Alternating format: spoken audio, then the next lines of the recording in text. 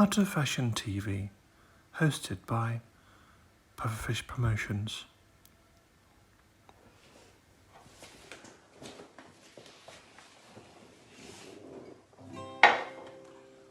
Hello. 1, 2, 3, 4. I love creating, and I know you do too. And all I wanna do is find out more about you. So welcome to our Fashion TV. Artists supporting our artists. That's the way it's supposed to be. Hello everybody, hello. And without further ado, today's special artist is none other than himself, Jaime Burdis. Give it up. I'm very excited to be here and to answer some questions. That'd be great. That's what we'd like you hear, really, because I've known Jaime for, I don't know, how long's it been now? A year or two? Or I would say maybe a year or two, because I met you at a gig at the Four Horsemen a while back. But then it wasn't until Obsidian that I kind of pestered you a little bit because I wrote it a friend. Yeah. Okay, so I was hoping this question would be the icebreaker, but we've pretty much broken the ice already. Before we continue, could you tell us a little bit more about you? About me? Yeah. Okay, so my name's Jaime. I am an independent performer from Bournemouth. I'm non-binary. I'm 20 years old.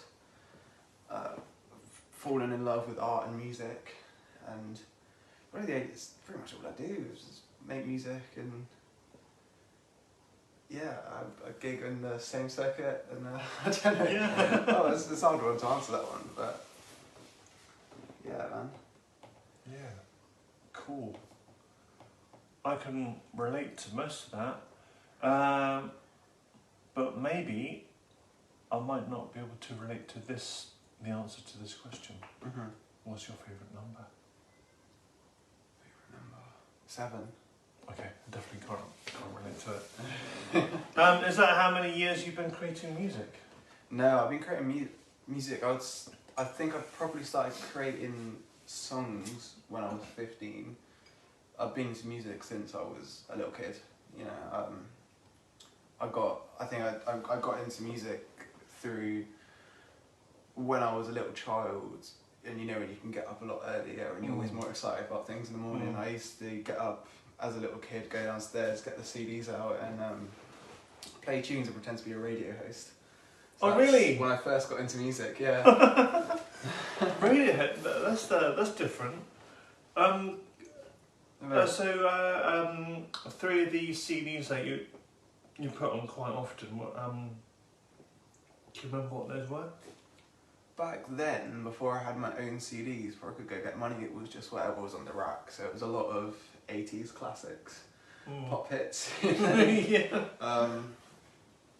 My parents, they love music, but it's definitely more chart-based songs that I used to listen to, and I used to listen to a lot of greatest hits, and I just sort of that's how I got into it, really.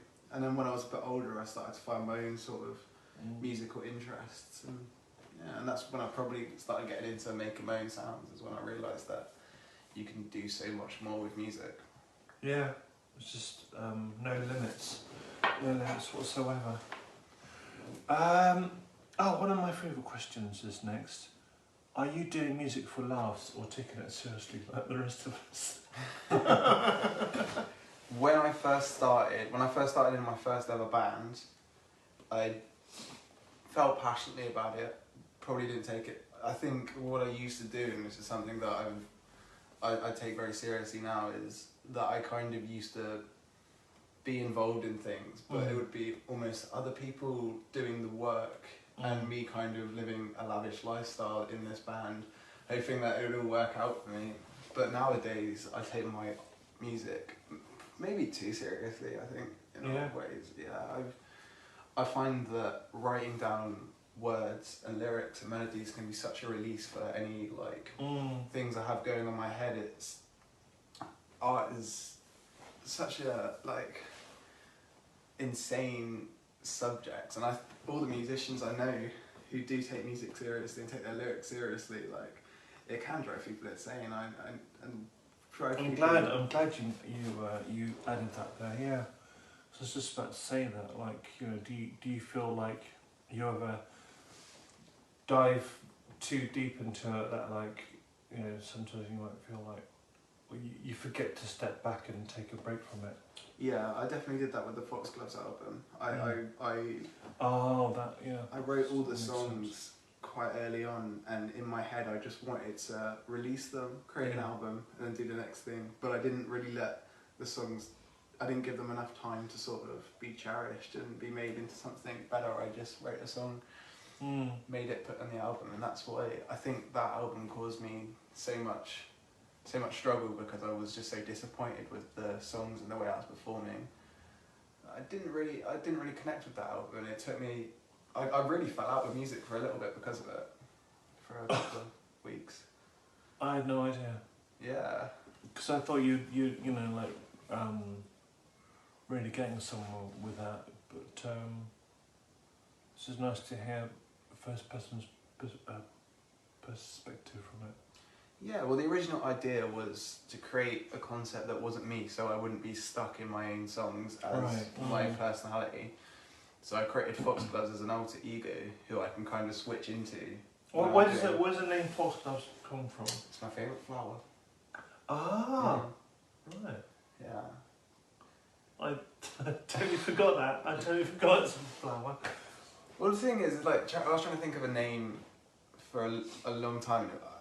I struggle with things like names and stuff, and at that time it was the start of summer, and I thought the most essential thing to do as an artist is to go back down to nature and start from the bottom upwards, instead of trying to become anything industrial or materialistic with what I was doing, which the previous project I felt was going in that direction more than. So do you feel like you were going towards the pretentious sort of direction or something? I suppose I think I couldn't think of anything new to do with what I was doing in the past. And I thought I had done everything that I needed to do as a solo artist to establish myself as a solo artist, and doing the Foxgloves thing was just a break from doing that. And it like I said, it kind of was like a reset button for me. It was like, I can do Foxgloves, and it was like a weight off my shoulders, and I can write songs, and I can express how I'm feeling at this current time through this character that I've created, which was real fun for me. But as it went on, just through learning as a musician and having different ideas, the Foxgloves project wasn't really sticking with me as much as other things. I didn't find it as exhilarating. Okay, I'm kind of like a bit of a killjoy answer. That was other things. Well, it's a pressing interview, isn't it?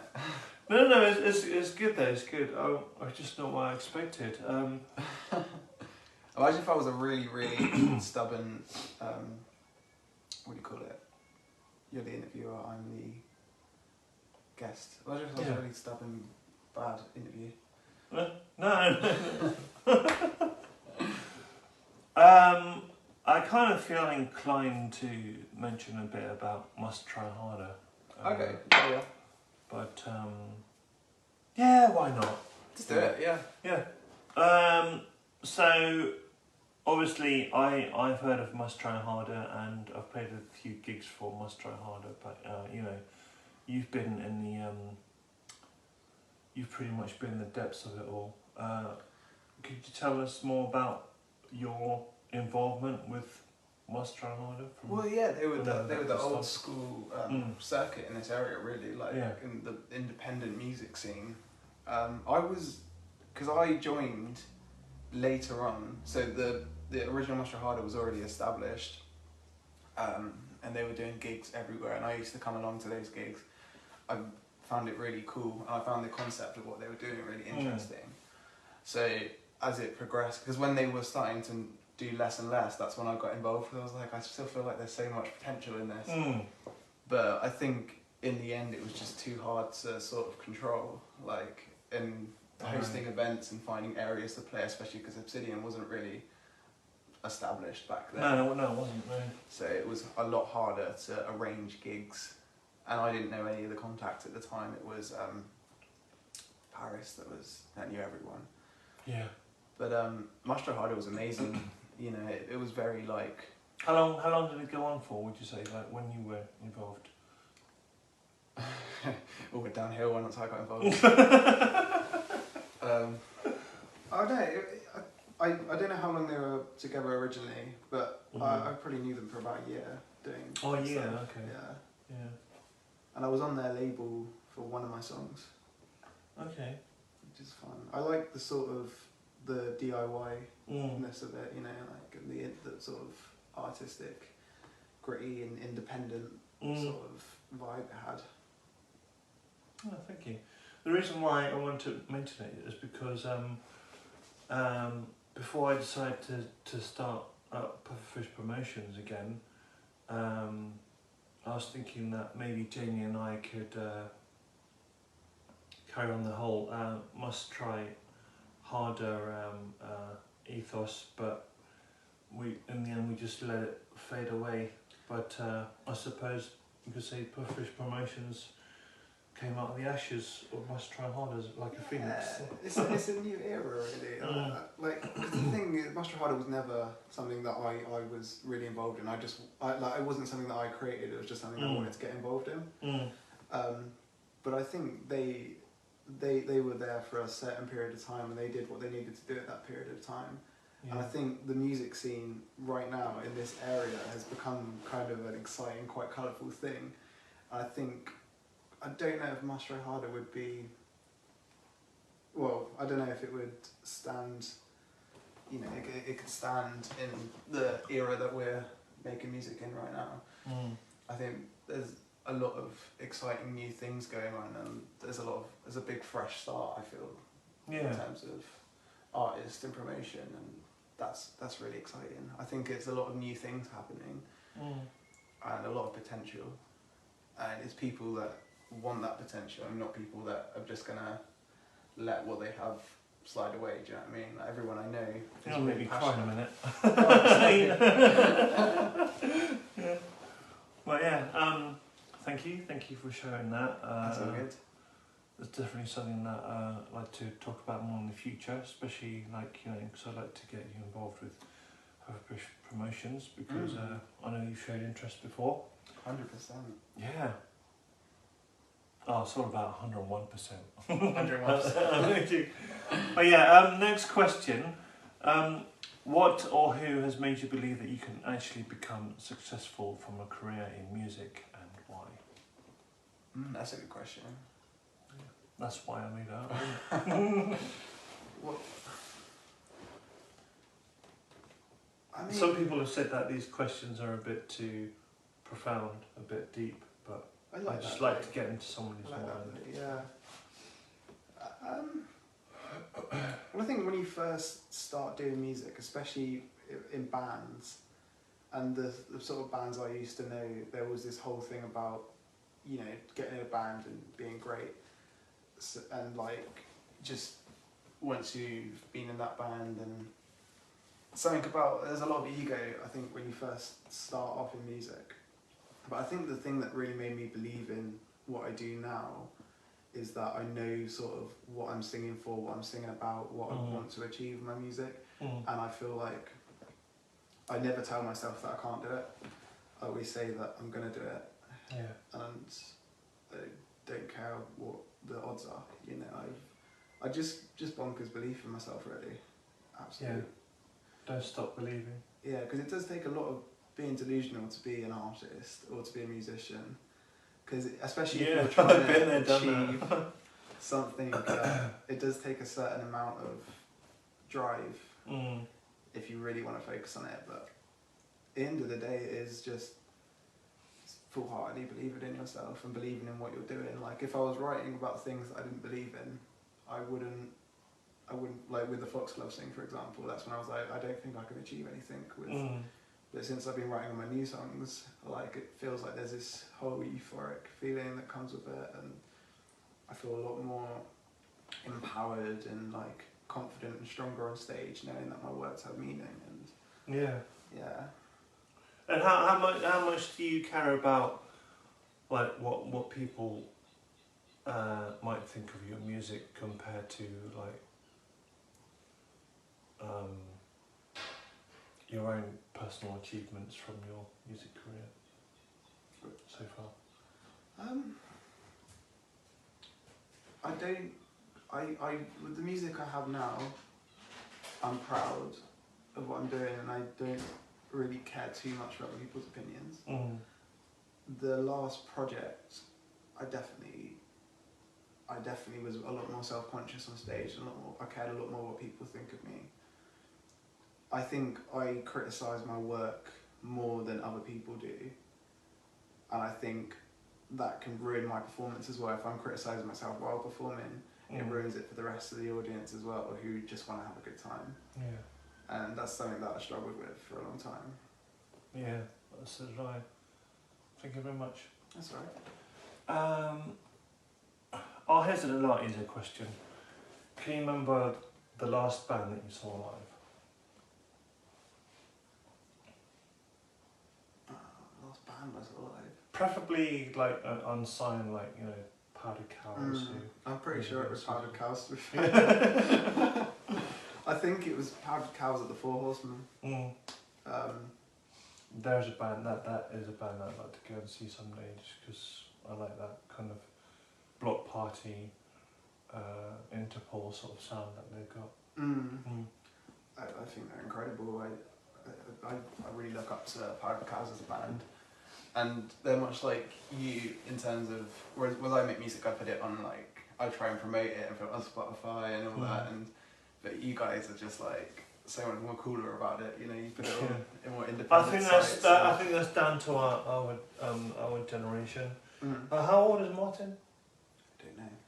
He's probably about my age, yeah. I'm assuming, or slightly younger. I just don't think like we care too much about internet reactions. Yeah. You know, it's a weird thing to get into, because I think that takes, if you're making art and music, you'll love it, you know. But when you start getting into the marketing side of it, I think that's when it gets a bit funny for me. That's what I struggle with the most. Is I mean, like, we should all be about just the creative side and 100%. leave that to someone else, you know. I think localizing music in areas is such an important thing. Instead of trying to make it into this bigger capitalistic thing where you just got to be successful.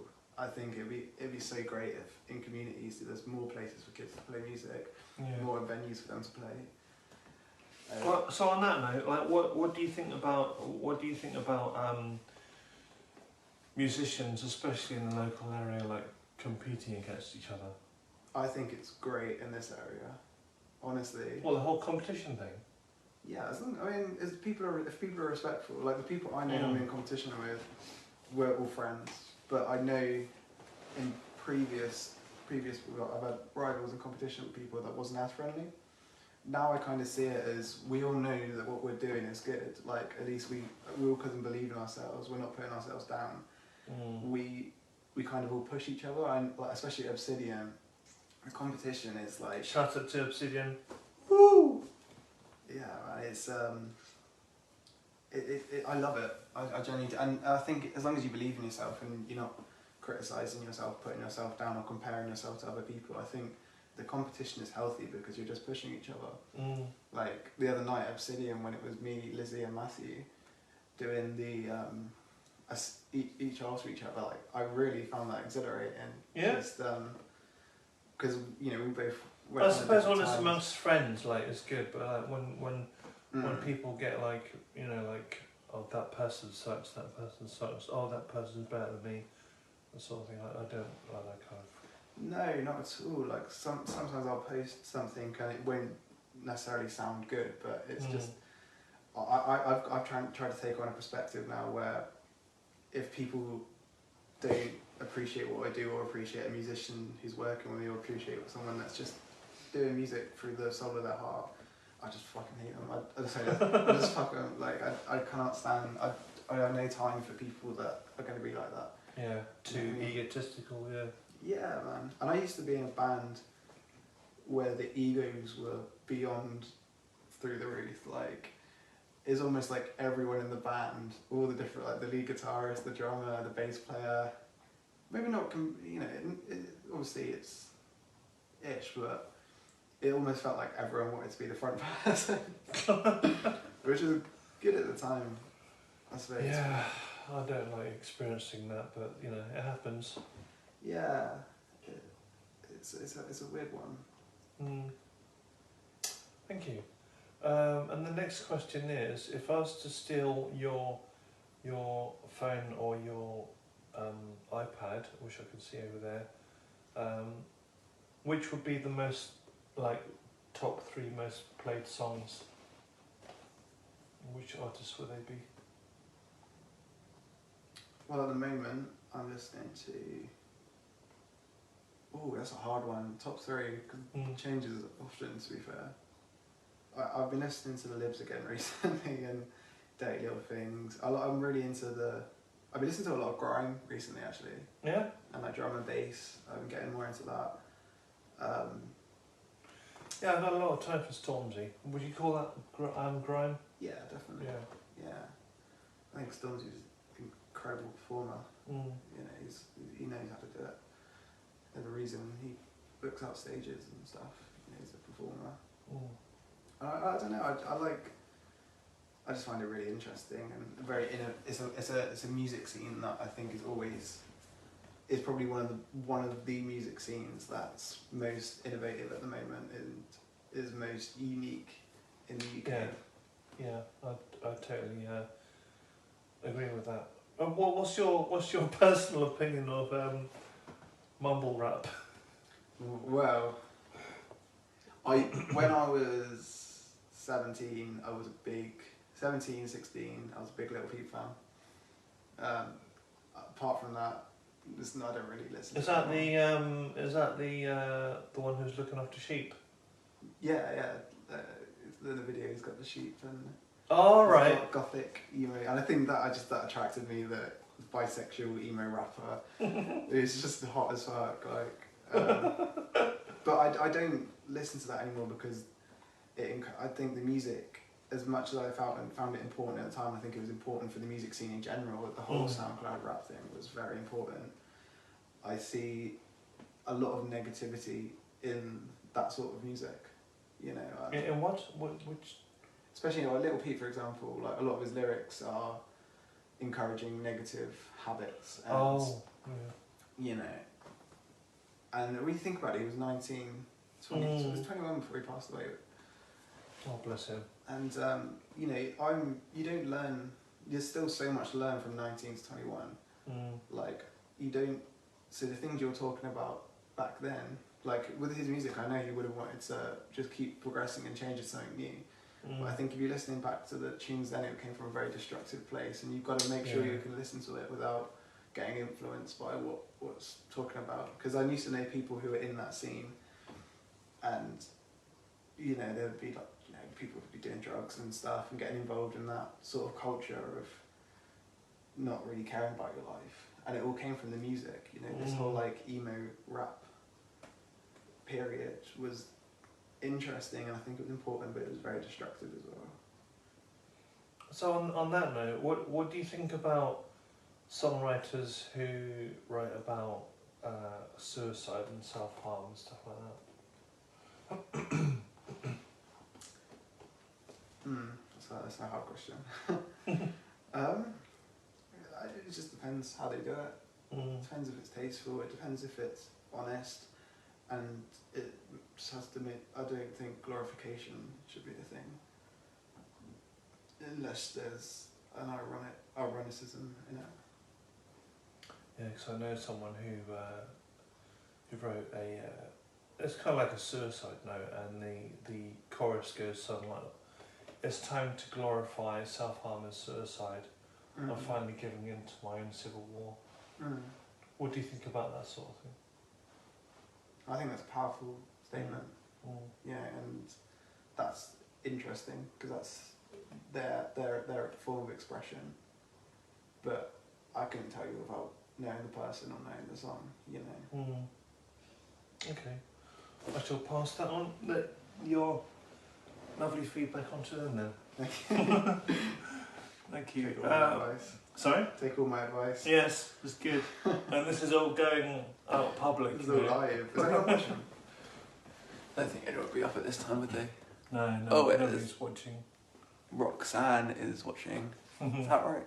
Roxanne Consuela O'Connor, Seymour Phillips. Yeah, I used to be in a band together. Oh, wicked. Yeah. Next question. Do any artists before you influence you, or do you believe that you've got your own sound?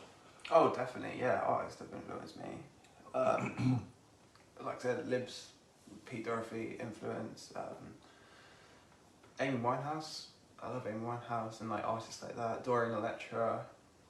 The grime scene more recently. I couldn't name an artist specifically. Stormzy. Yeah. Yeah. So, yeah, If really there was a local grimes artist as well, I'd book them instantly. Oh yeah. For one of my nights, yeah. 100%. Little Peep was an influence of mine as well. Yeah, of course. Kate Bush, Placebo. Placebo, definitely big influence. We're getting to a lot of non-binary artists nowadays. But the thing is now, back then, when I first started making music, it was just sounds that would inspire me, you know, like, I hate to say it, but the first band I probably ever got into, because I know the first band I ever started when I was 15, me and my mate tried to form a band that was going to be like Oasis. Really? We kind of... I can hear a lot of Oasis in your song. Not that much now, but Foxglove's definitely had that Oasis sound. And since you started performing with your backing tracks, like that Oasis sound was just fading away. I'm so glad. Yeah, but because I think when you're younger, you kind of idolise that sort of thing a lot more. But when you get older, you see like, oh my god, that's awful, like the way they're talking. And then I see how the music, where all their influences have come from, and how they've taken from a lot of other people. It's not as unique, but yeah, like have you ever seen that episode of The Mighty Boosh where they're looking for the future sound? Yeah. And they still, I personally think they never find it. It's just non-existent. I would love that to be my life, just trying to find new sounds. Yeah, but when a reviewer tells you that an artist is ahead of their time, I think that's always good feedback to hear, you know. Oh, 100%. And yeah, I'm always trying to do something that's not like what I've done before. Every song, especially the new album, I've kind of made every song be its own unique little thing. You know, none of it's identical to each other. There's a guitar song, there's an operatic, more northern side beat, you know, and there's like an 80s sound. I want to make some like beats and try some more aggressive stuff. I want to do some punk stuff. Cool. Without going too much in depth about it, how do you record your songs? Pretty simply. I mean, I normally do it on my iPad. Okay. Just with my mic and the iRig you can put into the... Oh yeah? Yeah. I use that, and I normally just record it all acoustically and then develop the sounds as it goes along, because I don't have much equipment. But I've been trying keyboards and synthesizers and all that, and that's been a lot of fun. I find it amazing how your music production just on that iPad, you know, because I still like to be totally like a lot more minimalist than I am with my own studio. But yeah, I can show you my studio later, and you can maybe like tell me how to be more minimal with it. Yeah. Encourage me to, Do you know what? Like, if restricting yourself from certain things in there, like art or music, anything is always, you're going to create more stuff if you can restrict yourself. But when there's too much, it's, you know, you've got too much stuff to play with. It's like, what do I start with? And you can put it all together. And I think we can all agree in mental health context that, you know, we've already got a lot of stuff on our mind, so outside our mind we might as well have it like almost empty, you know.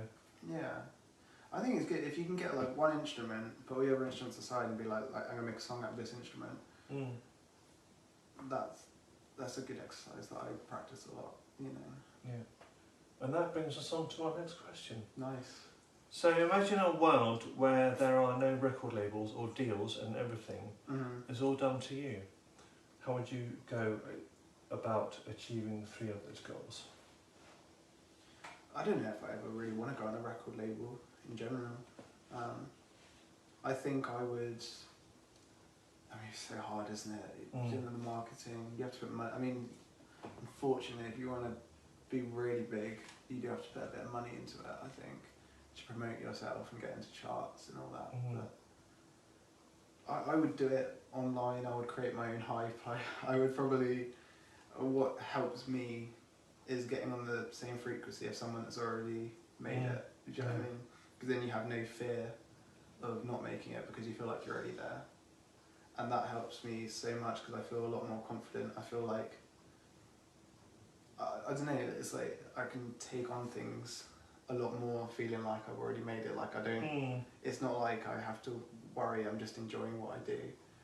And I'm going to be as obnoxious about what I do as possible. Obnoxious.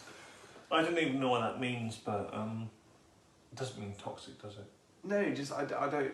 You know, no one's going to tell me that I'm doing the wrong thing. You know, no one can tell me that I should do my music differently. Or only you know as an individual. Yeah, definitely. Thank you. So next question. You've probably heard the saying that we see lightning before we hear it. So on that note, what comes first, the image or the music? What do you think is more important? Music. Yeah, music. Would you mind elaborating? For me, the first thing that comes is usually the hook and the chorus. Yeah. I think that's the one thing I'm quite good at, is creating hooks. The words in between the choruses, I'm getting better at it, but it's not always been my strong point. And the image is something, I think I've always had an image, but now I'm starting to use my image more in my performance. Yeah. With being like, not having a guitar, like get my shoulders out, dancing a little bit more. Good. You know, I think using my image, but I don't think it's important. I think music's the most important thing. You can't have the image without the music at the end of the day. Yeah, it might be different. They're like in matrimony, and I just like to add that like every time you walk into a place, well, especially Obsidian, you just light up the room, and thank you. I kind of feel like as if you have this sort of like leader thing about you, like you know, like I can imagine and envision like you walking in and people like all like going down their hands and knees, like going like that, you know. I just like to have fun with it, you know. I find Tuesday's the only night, especially with my work at the moment, like Tuesday's the only night I really get to go out and gig and stuff. I like to make it into a big thing. I feel like everyone dresses amazingly on those nights, so I like to make sure I'm involved. You know, I think that's one of the things that makes that place so colourful, is everyone does a very unique thing, you know. But I love dressing up, I can't lie to you. Like, I love being extra. If we could show all of their outfits on the live thing, but anyway, if you'd like to know what other outfits they wear, then yes, get in touch with us. Right, okay, next question. What are your plans as an artist for this week? this week, other than Obsidian, I'll just be doing what I normally do, writing songs. I've been working on my tape player a little bit. Your what? The Tascam I've got. The, Oh yeah. The Yes, 4-track. I've been using that a bit more because I wanted to, but I think because there's no storage on my iPad at the moment, so that's been kind of nice. It gave me an excuse to use it. So yeah, I don't really have too many plans. I'm kind of winging it as it goes on at the moment. I'm trying to create 7 songs as then to perform with before I book any proper gigs, because it'd be pointless if I didn't. Awesome. Yeah, I'm trying to refrain from asking you like any tech questions like, how are you gonna take it from the tape onto the internet? How are you gonna do this? How are you gonna do that? Yeah, just, yeah. But that's irrelevant right now. Anyway, thank you. That's okay. What would you say is what would you say your writing process is usually like? It's always different. Yeah. I think sometimes it will be like I'll push myself to write a song. Sometimes there'll be something like I'll have something in my head maybe, and it will be so in my head I have no choice but to write it down. Or sometimes there'll be a melody that I think I need to make sure I can get this, or I'll have like something that I have to record on my phone. But usually it does start off with.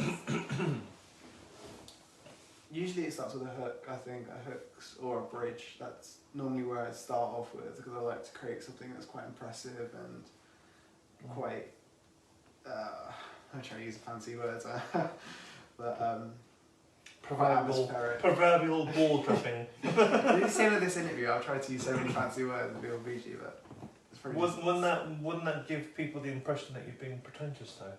Well, yeah. Yeah. I don't think I'm. I don't know.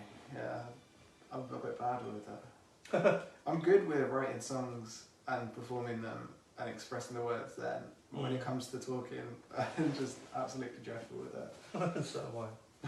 And on that note, like, do you, as an artist, do you get any support from anybody?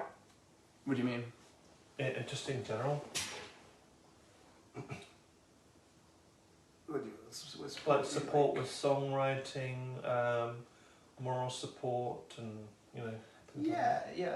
even financial support.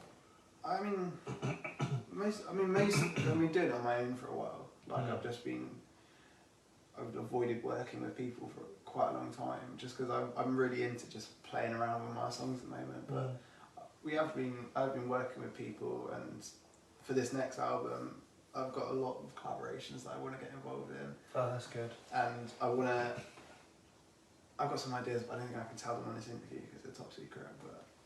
But there's some plans in the wings that will be coming in the future. Well, there's no such thing as a secret, but we'll find out eventually. And viewers, if you want to find out more about those secrets, then do follow Jaime Burdis. I will ask them for links later on. Obviously, you can check out this video and all the other videos on YouTube later on. Oh yes, my favourite question. Be brutally honest with this one. Do you think there is enough support for local artists? There's not enough places for them to play. Right. Yeah, that's true. There's not enough studios, so there's not enough opportunities for kids to play and learn music. Then there's not enough opportunities for people to play easily without having to really look. I think recently these things have been changing, but definitely there's not enough studios, and a lot of the youth clubs have lost their funding now. I used to jam at the Lighthouse in Christchurch, and that was a nice community, because it would be, it was all run by like older people. Like it was like a really independent studio. It had all the equipment. It wasn't like, it was cheap. Anyone could come along and just jam out for an hour, and all the different bands would jam together as well, which was nice. Yeah. But since COVID, they've lost their funding, and there's nowhere really to go, because too expensive. But which venues would you say are the most supportive in the local area? Well, for me, especially regional acts, you know. I mean, I couldn't tell you because I haven't done a proper gig in a long time. I haven't been in that circuit. I do find Obsidian to be very supportive for me, and I find that place. I don't know. I feel really safe. I feel like it's kind of like a home when I go there. I feel instantly quite at ease, and I feel like I'm my true self when I'm. Sometimes I'm my true self when I'm there. You know, I'm most comfortable, like performing, and I know that they've always been supportive and like giving people gigs, giving up all my friends gigs, giving me gigs. And safe space as well. Yeah, definitely. I think certain other places. I know the Four Horsemen has been holding a few events recently, but like I said, I couldn't really tell you without having done these gigs. I only go to one place at the moment, which is a pain. A bit of a personal question now. As someone who identifies as non-binary, do you feel like Bournemouth and Bournemouth area is a safe space enough for you? I think it's a lot safer here than it is in other places, definitely. I think it still has its problems, and there's a lot of problems in Bournemouth at the moment and all over, but yeah, I definitely think it's a privilege to be down here, 2000%.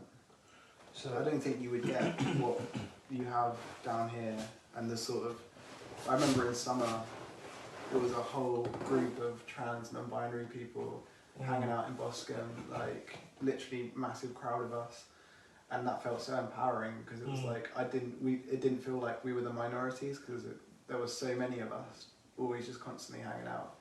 Yeah, I think that was, I don't know, you don't really get that in a lot of places, like queer communities that are so strong. I think that's definitely something that is a down south thing. Yeah, I definitely agree. Thank you for sharing that.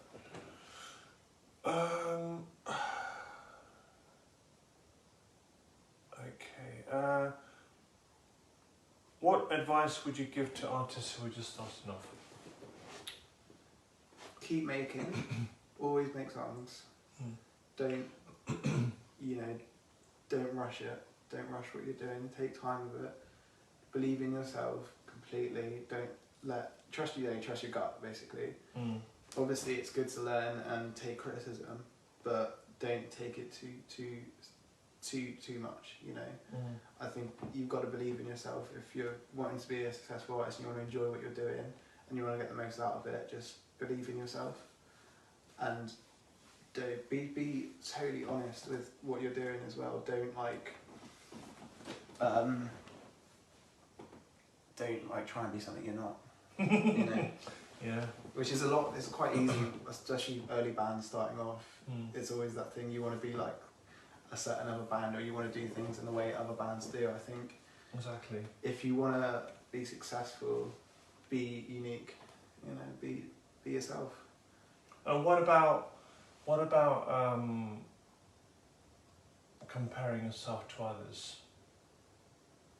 How do you feel about people who do that, who compare themselves to other artists? I mean, I've done it before.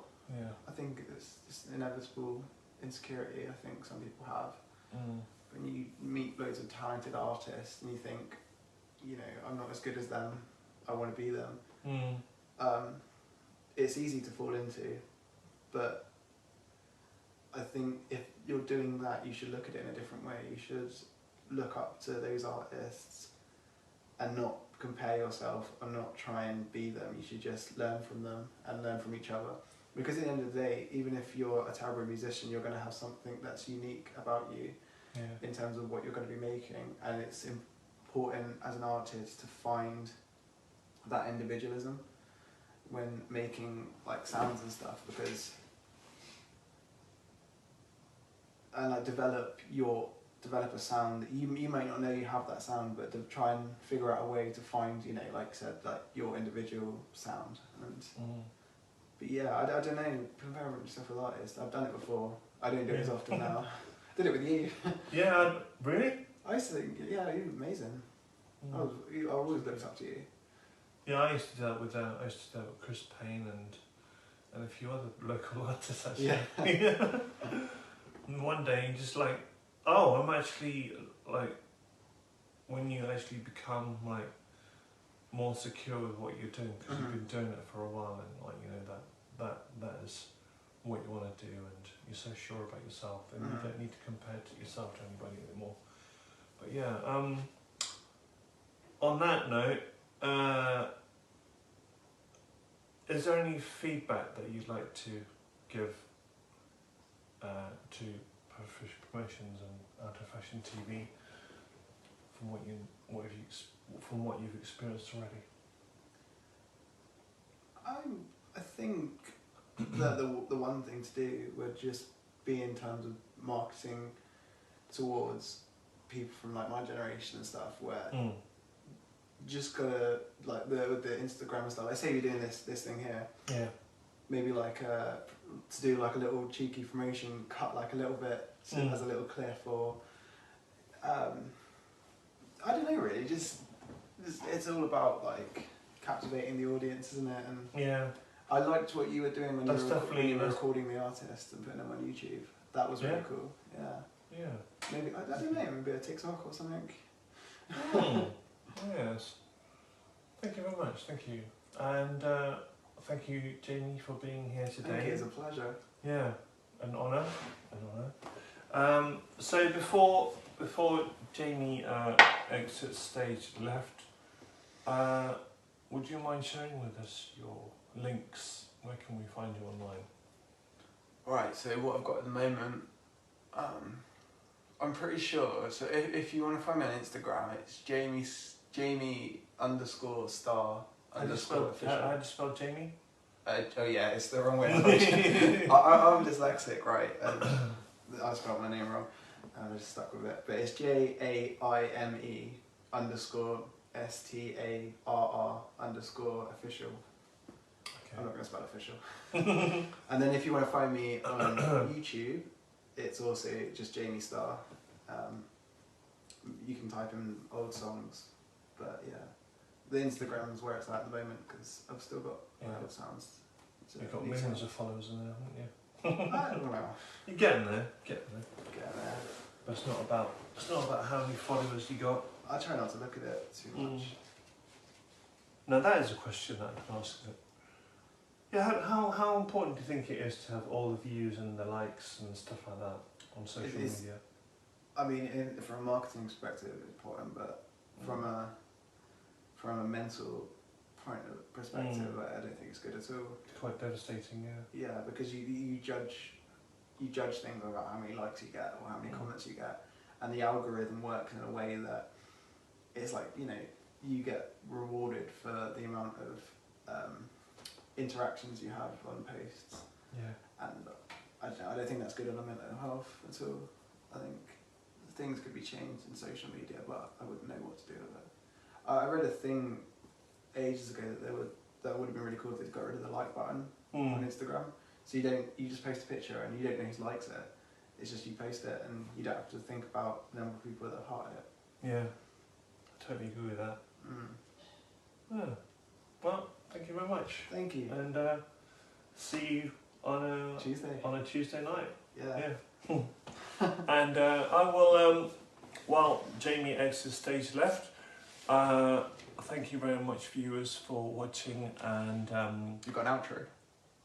I've got an outro. Have you got? We do have an outro, don't we? You can play it in reverse. Yeah. It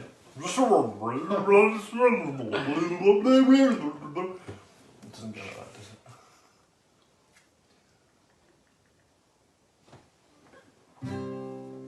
Ready? Yeah, let's do it. 2, 1. I love creation, and I know you do too. And all I wanna do is find out more about you. So welcome to